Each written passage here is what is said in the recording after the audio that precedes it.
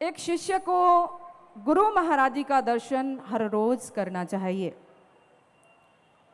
यदि ऐसा संभव नहीं है तो लास्ट में सुना था कि अपने गुरु महाराज जी का दर्शन शिष्य को साल में गुरु पूजा वाले दिन अवश्य करना चाहिए। यदि ऐसा संभव नहीं हो पाता है तो कहते हैं कि शिष्य और गुरु के बीच का जो प्रेम का संबंध है उसमें एक गांठ पड़ जाती है। तो गुरु महाराज जी चाहते हैं कि शिष्य के बीच में, शिष्य और गुरु महाराज जी के बीच का जो संबंध है, जो प्रेम है, उसमें कोई गांठ ना पड़े, इसलिए स्वयं भी आते हैं और सभी भक्तों को भी बुलाते हैं। और हम सभी ये भी सुनते हैं कि गुरु महाराज जी की पूजा एक शिष्य को तन मन धन से करनी चाहिए। तो सबसे पहले तो हमें ये समझने की आवश्यकता है कि पूजा कहते किसे हैं। क्या कोई फूल, प्रसाद, धूप, अगरबत्ती यही पूजा है? एक बहुत ही प्रचलित शब्द है और जिसको आप कहते हैं पेट की पूजा। जब आप पेट की पूजा की बात सुनते हैं तो वहां पर किसी के पेट पर दीपक जलाकर रख देना, रोली मोली लगा देना, पूजा करने से पेट पूजा नहीं होती। पेट पूजा करने का मतलब कि उसे रोटी, दाल, सब्जी, चावल जो भी इसकी आवश्यकता है वो मिलना चाहिए। ठीक इसी प्रकार से गुरु महाराज जी की पूजा, कि गुरु महाराज जी चाहते क्या हैं, गुरु महाराज जी की अपने शिष्यों के लिए आज्ञा क्या है, और ज्ञान का प्रचार, नाम का स्मरण, यही तो गुरु महाराज जी हमसे चाहते हैं। अब इस ज्ञान के प्रचार में हमें अपने तन मन धन का सहयोग ही तन मन धन से पूजा है।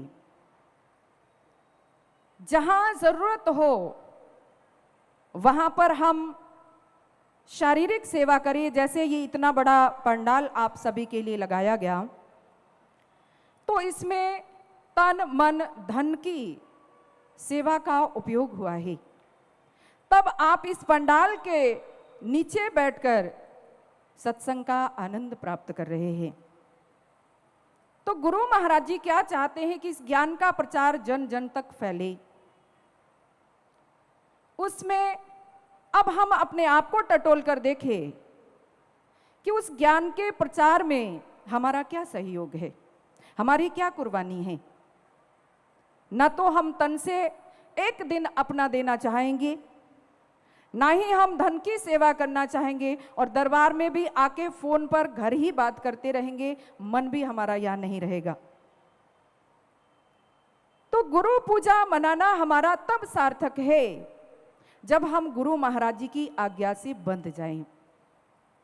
और जो गुरु महाराज जी की आज्ञा में बंध जाता है तो उसी के लिए कहा गया कि गुरु की आज्ञा आबही, गुरु की आज्ञा जाई, कहे कबीर दास को तीन लोक डरना ही कबीरा, तीन लोक डरना ही। जो गुरु महाराज जी की आज्ञा से कार्य करता है, जो गुरु महाराज जी की आज्ञा में बंध जाता है, तो कहा कि उसे तीनों लोकों में कोई डर नहीं है। आज हमारे पास धन भी है, तन भी है, लेकिन हर पल भय की जिंदगी जी रहे हैं। निर्भय होने का ज्ञान ही तो सदगुरु महाराज जी देते हैं। भगवान ने ये सुंदर चोला देकर हमें भेज दिया, लेकिन इसको लेकर कितने लोग बिना ज्ञान के संसार में, जीवन में भटकते घूम रहे हैं। बिना मार्गदर्शक के यह जीवन एक सही रास्ते पर नहीं चलता और उसी जिंदगी का नाम भटकना है कि जिसके जीवन में कोई रास्ते का पता न हो कि उधर उसे जाना किधर है। तो गुरु महाराज जी एक ऐसे मार्गदर्शक है जो भक्त के जीवन का सही मार्गदर्शन करते हैं और जिस रास्ते पर भक्त चले तो अपने जीवन को वो महान बना सकता है, क्योंकि भगवान का भी बहुत बड़ा उपकार हमारे ऊपर है कि उसने मानव का चोला दिया है। पर इस जीवन को लेकर कितने लोग गलत गलत रास्ते पर चल रहे हैं और कोई भी यदि गलत रास्ते पर चल रहा है तो किसी न किसी दिन पकड़ा जाता है और पकड़ने के बाद उसे यातनाएं भी दी जाती हैं, सजाएं भी भोगता है।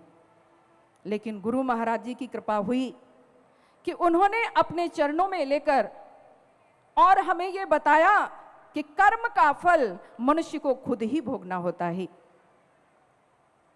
हमें भी कई कई बार भक्त लोगों को यह भ्रम होता है कि हमें किसी की वजह से दुख मिल रहा है, फलाने व्यक्ति ने हमारे साथ ऐसा कर दिया, हमारे रिश्तेदार ने कर दिया, हमारे बेटे ने कर दिया। आपने प्रसंग सुना होगा, वो जिस समय भगवान राम लक्ष्मण मां सीता वनवास जा रहे थे तो प्रथम ही जब रात्रि विश्राम हुआ तो वहां भी निषाद राज भी कहते हैं कि देखो लक्ष्मण जी से कहते हैं कि कई माँ ने क्या किया कि जो राजमहल में रहने वाले, इतने सुंदर बेड पर सोने वाले, मखमली गद्दों पर सोने वाले आज जमीन पर पत्तों पर सो रहे हैं, ये तो देखा नहीं जा रहा है। तब लक्ष्मण जी भी उनसे कहते हैं कि को काहू नहीं सुख दुख कर दाता,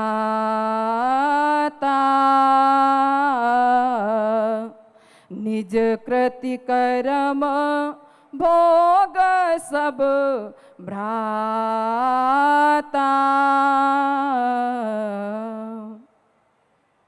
कहते हैं कि कोई किसी को सुख और दुख दे नहीं सकता, सब अपने अपने कर्मों का ही फल भोगते हैं। तो गुरु महाराज जी ने अपनी सानिध्य में बिठाकर हमें सिखाया कि मनुष्य को कर्म कैसे करने चाहिए और सीधा ही हमें ज्ञान देकर नाम की साधना की आज्ञा दी और जिस नाम का स्मरण करने से हमारा जीवन स्वयं ही व्यवस्थित हो जाता है, एक सही रास्ते पर आ जाता है। तो हमने इस मानव के चोले को प्राप्त कर जो हमारे जीवन में भ्रम था, जो हर पल हमें परेशान कर रहा था, वो गुरु महाराज जी ने मिटा दिया। इसलिए हम कहते हैं कि मेरे सद्गुरु भ्रम मिटाया और गुरु कर कमलों की छाया, मेरे मन का भ्रम मिटाया। कि जो दुविधा थी हमारे मन में वह गुरु महाराज जी ने दूर कर दी। तो इसलिए हम सभी को जो श्री गुरु महाराज जी की कृपा से ज्ञान मिला, हमने अपने अंतर जगत में यदि भगवान का दर्शन किया है तो गुरु महाराज जी की कृपा से, यदि खुली आंखों से हमने देखा इस धरती पर तो अपने गुरु महाराज जी को ही भगवान के रूप में देखा।